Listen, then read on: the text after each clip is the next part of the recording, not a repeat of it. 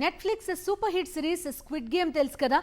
ఆర్థిక సమస్యలతో సతమతమయ్యే 456 మంది ప్రైజ్ మనీ కోసం ప్రాణాంతక టాస్కుల్లో పోటీ పడుతూ ఉంటారు. ఇదే టైప్లో వలసదారులతో రియాలిటీ షో ప్లాన్ చేస్తోంది ట్రంప్ యంత్రాంగం. గెలిచిన వాళ్లకు పౌరసత్వం ఇస్తామంటోంది. ఈ ప్రతిపాదనపై తీవ్ర స్థాయిలో విమర్శలు వెల్లువెత్తాయి. అసలేంటి రియాలిటీ షో కథ? అమెరికా అధ్యక్షుడు డొనాల్డ్ ట్రంప్ రెండోసారి అధికారంలోకి వచ్చినప్పటి నుంచి వలసదారుల విషయంలో కఠిన వైఖరి అనుసరిస్తున్నారు. సరైన పత్రాలు లేకుండా దేశంలో నివసిస్తున్న వారిని బలవంతంగా వెనక్కి పంపుతున్నారు.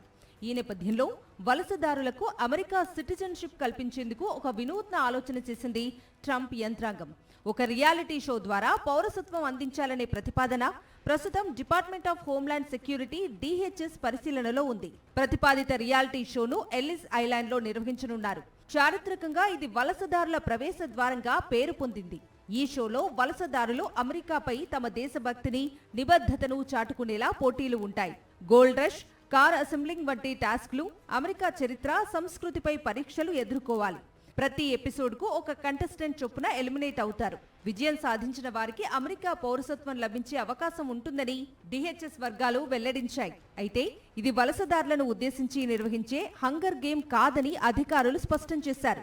వివిధ వర్గాలకు చెందిన వలసదారులకు తాత్కాలిక రక్షణ హోదా, TPS ను రద్దు చేయాలని ట్రంప్ ప్రభుత్వం నిర్ణయించిన నేపథ్యంలో ఈ రియాలిటీ షో వార్తలు తెరపైకి వచ్చాయి.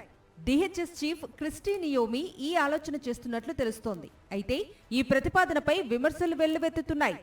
డెమోక్రాట్లు, మానవ హక్కుల సంస్థలు దీనిని వలసదారుల గౌరవాన్ని కించపరిచే ఆలోచనగా ఖండించాయి. అదనంగా ఈ షో చట్టపరమైన సవాళ్లను ఎదుర్కొనే అవకాశం ఉంది. ఎందుకంటే పౌరసత్వం కల్పించే ప్రక్రియ రాజ్యాంగబద్ధంగా, నిష్పక్షపాతంగా ఉండాలి. రియాలిటీ షో ఫార్మాట్ ఈ సూత్రాలను ఉల్లంఘించవచ్చని న్యాయ నిపుణులు ఆందోళన వ్యక్తం చేస్తున్నారు.